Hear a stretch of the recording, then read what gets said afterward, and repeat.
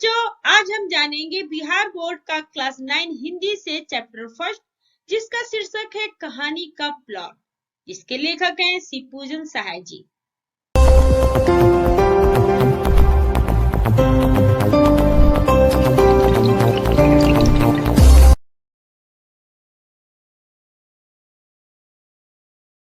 बच्चों, इस पाठ की शुरुआत में हम लेखक परिचय जानेंगे। लेखक शिवपूजन सहाय जी का जन्म 1893 ईस्वी वनवास बक्सर यानी बिहार में हुआ था। उनके बचपन का नाम भोलानाथ था।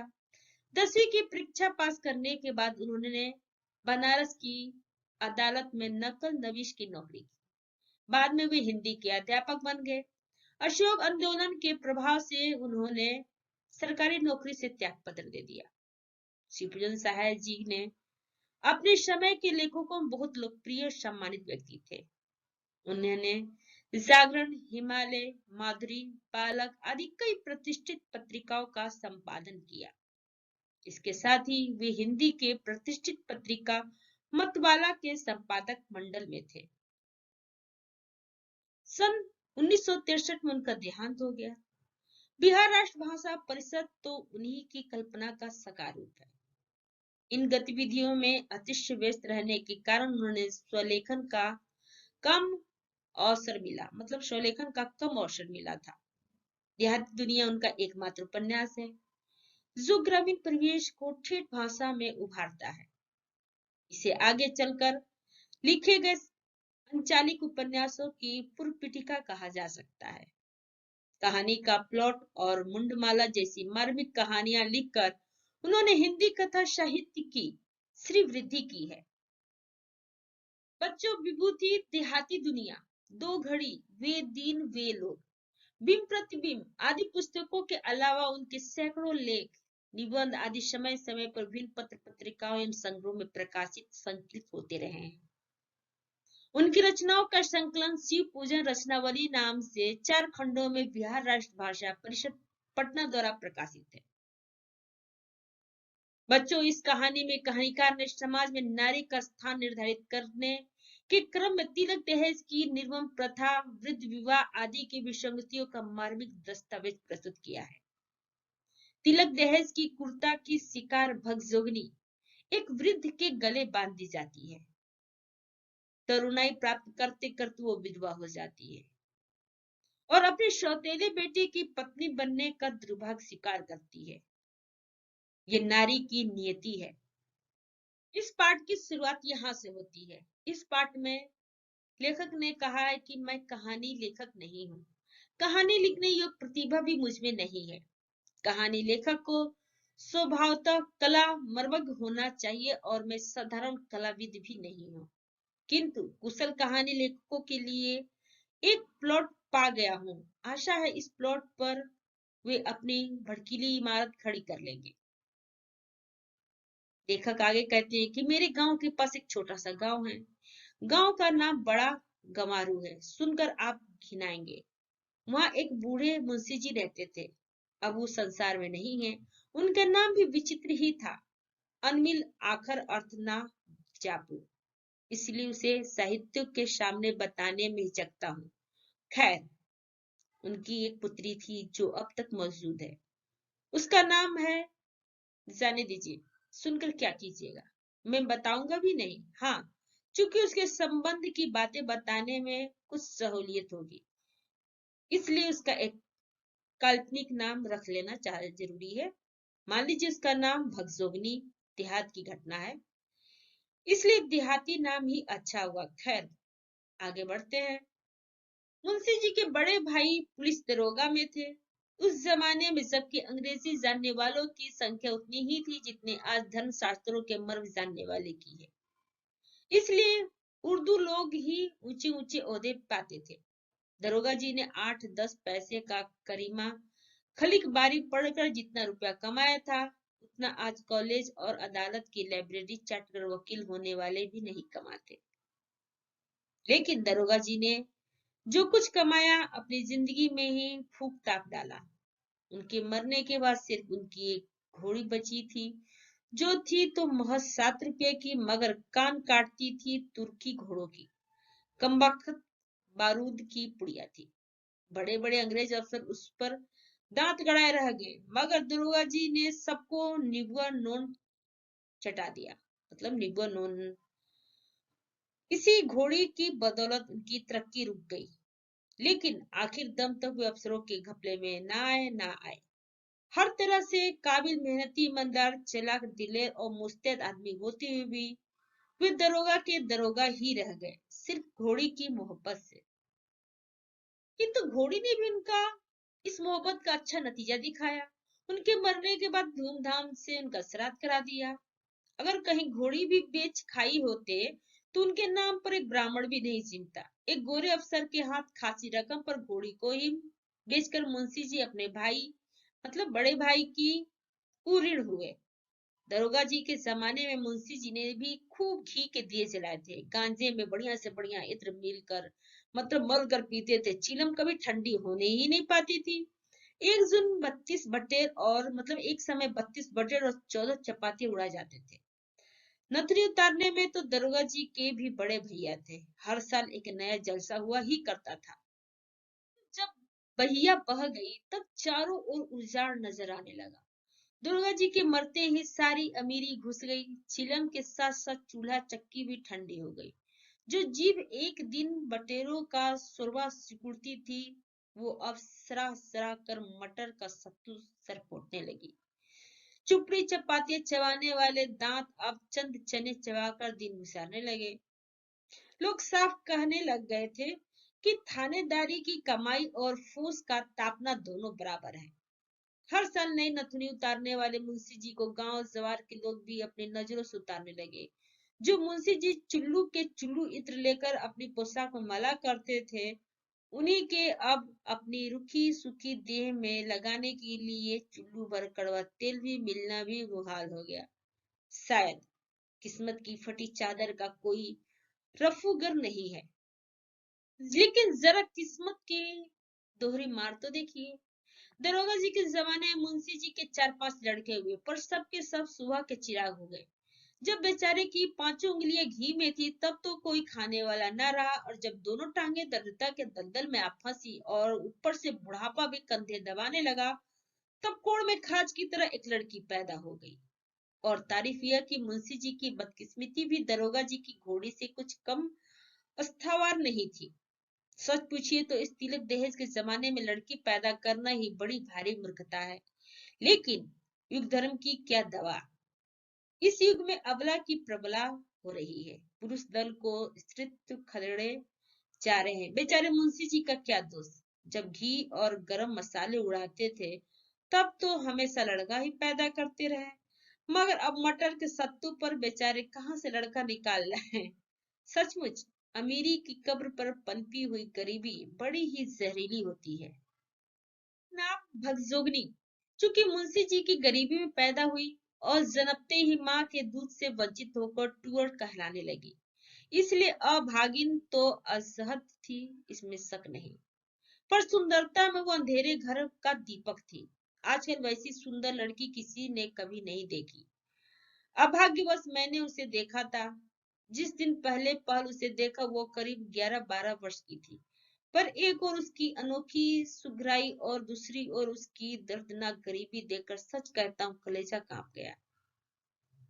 यदि कोई भावुक कहानी लेखक का सहृदय कवि उसे देख लेता तो उसकी लेखनी से अनन्यास करुणा की धारा फूट निकलती। किंतु मेरी लेखनी में इतना जोर नहीं है कि उसकी गरीबी के भयावने चित्र को मेरे हृदय पट से उतार कर सरोज के इस कोमल दल पर रख सके, और सच्ची घटना होने के कारण केवल प्रभावशाली बनाने के लिए मुझसे भड़कीली भाषा में लिखते भी नहीं बनता। भाषा में गरीबी को ठीक ठाक विचित्रित करने की शक्ति नहीं होती, भले ही वो राजमौलों की ऐश्वर्य लीला और विशाल वैभव के वर्णन करने में समर्थ हो।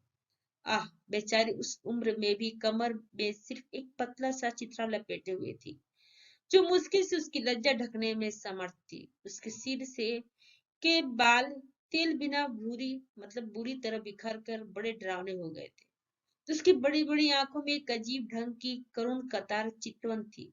दरिद्रता राक्षसी ने सुंदरता सुकुमारी का गला टीप दिया था। प्रकृति सुंदरता के लिए कृत्रिम श्रृंगार की जरूरत नहीं होती, क्योंकि जंगल में पेड़ की छाल और फूल पत्तियों से सजकर शकुंतला जैसी सुंदरी मालूम होती थी। वैसे दुष्यंत के राजमहल में 16 श्रृंगार करके भी वो कभी ना फबी। किंतु शकुंतला तो चिंता और कष्ट के वायुमंडल में नहीं पली थी। उसके कानों में उदर दैत्य का कर्कश हाहाकार कभी ना गूंजा था। मतलब पेट की आग का कर्कश हाहाकार कभी ना गूंजा था। वो शांति और संतोष की गोद में पलकर सयानी हुई थी, और तभी उसके लिए महाकवि की शिवा जलित कामलिनी वाली उपमा उपयुक्त हो सकी। मतलब महाकवि के लिए उसकी कामलिनी वाली उपमा मतलब उदाहरण उपयुक्त हो सकी। पर भगजोगनी तो गरीबी की चक्की में पिसी हुई थी, भला उसका सौंदर्य कब खिल सकता था। वो तो दाने दाने को तरसती रहती, एक बित्ता कपड़े के लिए भी मोहताज थी। सिर में लगाने के लिए एक चुल्लू अलसी का तेल भी सपना हो रहा था। महीने के एक दिन भी भर पेट अन्न के लाले पड़े थे। भला हड्डियों के खंडहर में सौंदर्य देवता कैसे टिके रहते। उस दिन मुंशी जी जब रो रो कर अपना दुखड़ा सुनाने लगे, तब कलेजा टुक टुक हो गया। कहने लगे, क्या कहूँ बाबू साहब, पिछले दिन जब याद आते हैं तब गस आ जाता है। ये गरीबी की तीखी मार इस लड़की की वजह से और भी अखड़ती है। देखिए इसके सिर के बाल कैसे खुश्क और गोरख धंधारी हो रहे हैं, मतलब खराब हो रहे हैं। घर में इसकी माँ होती तो कम से कम इसका सिर तो जुओं का डाना होता। मेरी आंखों की जोत अब ऐसी मंद पड़ गई कि जुएं सूझती नहीं, और तेल तो एक बूंद भी मयसर नहीं। अगर अपने घर में तेल होता तो दूसरे के घर जाकर भी कंगी चोटी करा लेती। सिर पर चिड़ियों का घोंसला तो ना बनता। आप तो जानते हैं ये छोटा सा गांव है, कभी साल छमासे में किसी के घर बच्चा पैदा होता है तो इसके रूखे सूखे बालों के नसीब जगते हैं। गांव के लड़के अपने अपने घर से भर पेट खाकर जो झोलियों में चबेना लेकर आते हुए घर से निकलते हैं, तो यह उनकी बाट जोहती रहती है, उनके पीछे पीछे लगी फिरती है। तो भी मुश्किल से दिन में एक दो मुट्ठी चबेना मिल जाता है। खाने पीने के समय किसी के घर पहुंच जाती है तो इसकी डिठ लग जाने के भय से घरवालियों ने दूर दुराने लगती हैं। मतलब किसी घर में वो चली जाती है खाने पीने के समय, तो घर वाले उसको ढीठ न लगने के डर से दुरदुराने लगते हैं। कहा तो अपनी मुसीबतों का बयान करूं भाई साहब, किसी की दी हुई मुट्ठी भर भीख लेने के लिए इसके तन पर फटा आंचल भी तो नहीं है। इसकी छोटी अंजुलियों में ही जो कुछ अट जाता है उसी से किसी तरह पेट की जलन बुझा लेती है। कभी कभी एकाध फाका चना चबेना मेरे लिए भी लेते आती है, उसी समय हृदय दो टुक हो जाता है। किसी दिन दिन भर घर घर घूमकर जब शाम को मेरे पास आकर धीमी आवाज से कहती है कि बाबूजी भूख लगी है, कुछ हो तो खाने को दो, उस वक्त आपसे ईमान से कहता हूँ जी चाहता है कि गले में फांसी लगाकर मर जाऊं या किसी कुएं या तालाब में डूब मरूं। मगर फिर सोचता हूँ कि मेरे सिवा इसकी खोज खबर लेने वाले इस दुनिया में अब है ही कौन। आज अगर इसकी माँ भी जिंदा होती तो फूट कूट पीस कर इसके लिए मुट्ठी भर चून जुटाती, किसी कदर उसकी परवरिश कर ही ले जाती। और अगर कहीं आज भी मेरे बड़े भाई साहब बरकरार होते तो गुलाब के फूल सी ऐसी लड़की को हथेली का फूल बनाए रहते। जरूर ही किसी राय बहादुर के घर इसकी शादी करते। मैं भी उनकी अंधाधुंध कमाई पर ऐसी बेफिक्री से दिन गुजारता था कि आने वाले इन बुरे दिनों की मुतलक खबर न थी। वे भी ऐसे खराचे थे कि अपने कफन काठी के लिए भी एक खुरमुहरा ना छोड़ गए। अपनी जिंदगी में ही एक एक चप्पा जमीन बेच खाई, गांव भर की ऐसी अदावत बढ़ाई कि आज मेरी इस दुर्गत पर भी कोई रहम करने वाला नहीं।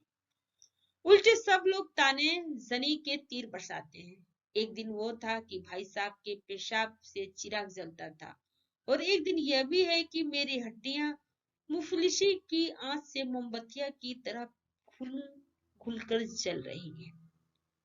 लड़की के लिए आसपास के सभी जवारी भाइयों की यहाँ मैंने पचासों फेरे लगाए, दांत दिखाए, हाथ जोड़कर विनती की, पैरों पड़ा, यहाँ तक कि बेहया होकर कह डाला कि बड़े बड़े वकीलों डिप्टी और जमींदारों की चुनी चुनाई लड़कियों में मेरी लड़की की खड़ी करके देख लीजिए।